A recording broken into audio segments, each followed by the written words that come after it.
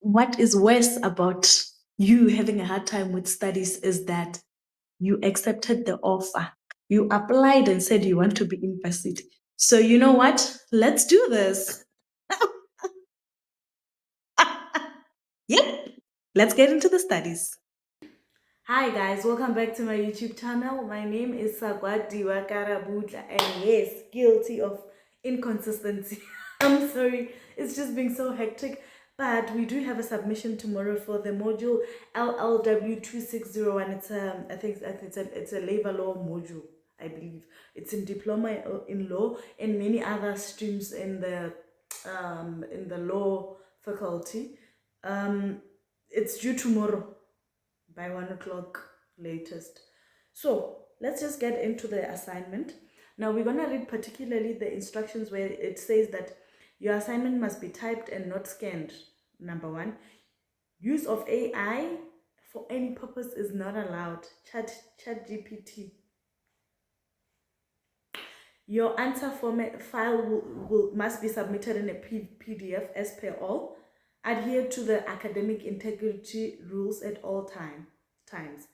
Scripts that do not adhere to the above will be given 0. You use South African English, ne? Not British. Now, question 1.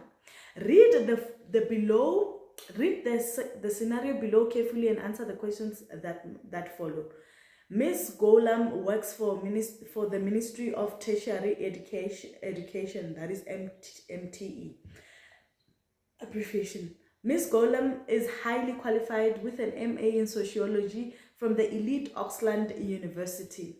Her designation is Senior Executive Research Specialist, and her annual salary is just over 2.8 million.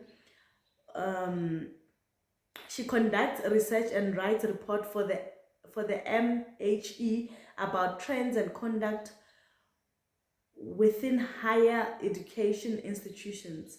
The reports are submitted to the House Committee on the Tertiary Education.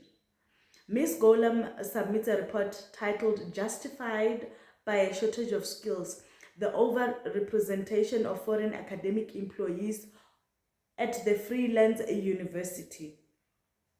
During a live broadcast at the HCT proceedings, an ACTE member, Mr. Lampard, asks the minister about the sources cited in the report. Mr. Lampard explains that the report lists and cites a lot.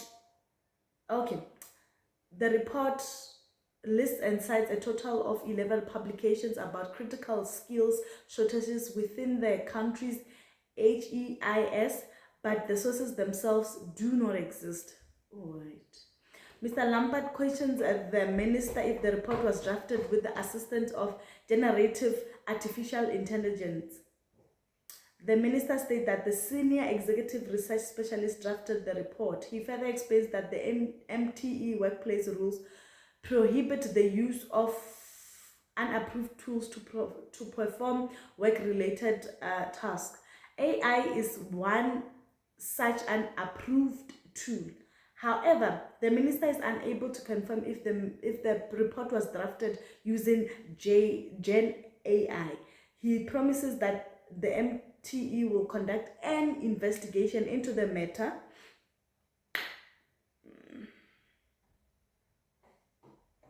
and report on the outcome.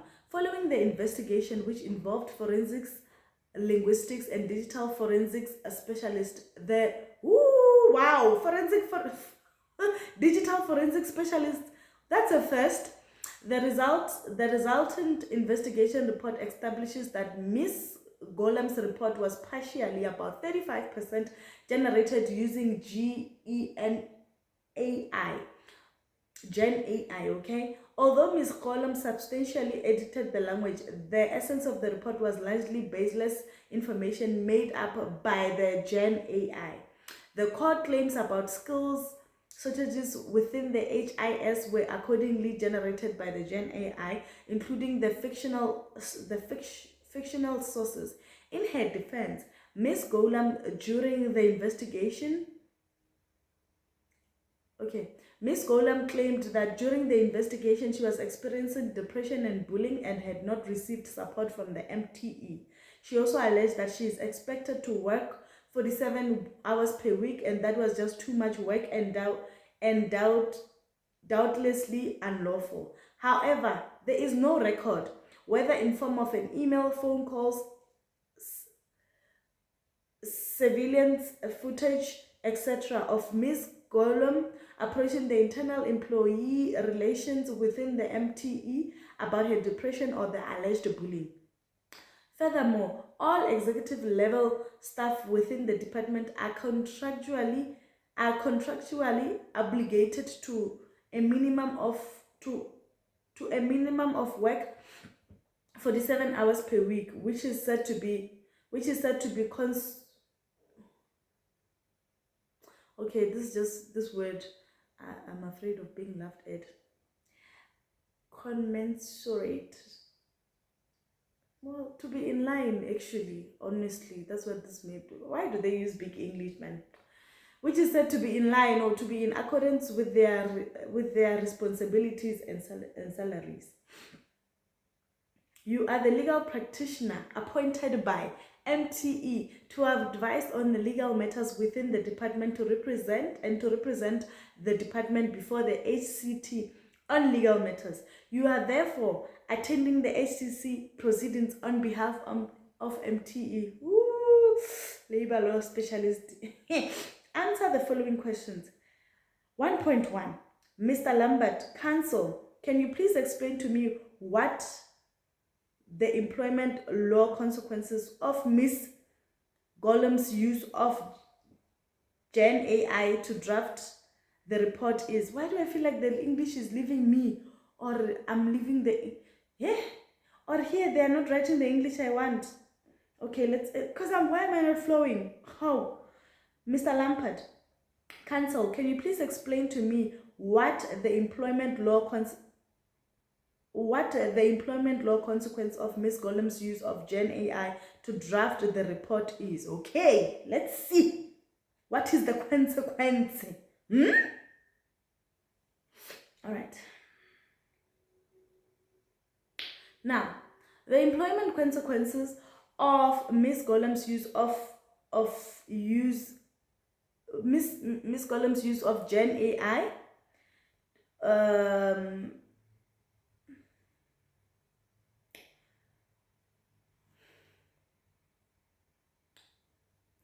not flowing. Hey, okay. The employment law consequences of Ms. Golem's use of generative artificial intelligence to draft the report may constitute misconduct and breach of workplace policies, because we read up there that it's not allowed. Particularly if the MTE has clear rules prohibiting the use of unapproved tools, including AI, for work tasks, which is what was said in that statement. According to the South African Labour Law, specifically the Labour Law Reactions Act 66 of 1995, misconduct that undermines trust in the employment relationship, such as dishonesty, falsification of work outputs, or misrepresentation, may justify disciplinary action up to and including dismissal. Right, so you must in all these three questions you are going to point out legislation. I have pointed out legislation, the legislation that is applicable to this question and the consequences thereof. Okay, so let's apply it. In this case, Ms. Golem intentionally submitted a report that included fabricated sources and content produced by generative artificial intelligence, which was misleading and deceptive, right? This did not only violate the internal policies, but also potentially damage the credibility of the department before the parliament, okay? Therefore, the use of generative artificial intelligence in this context without authorization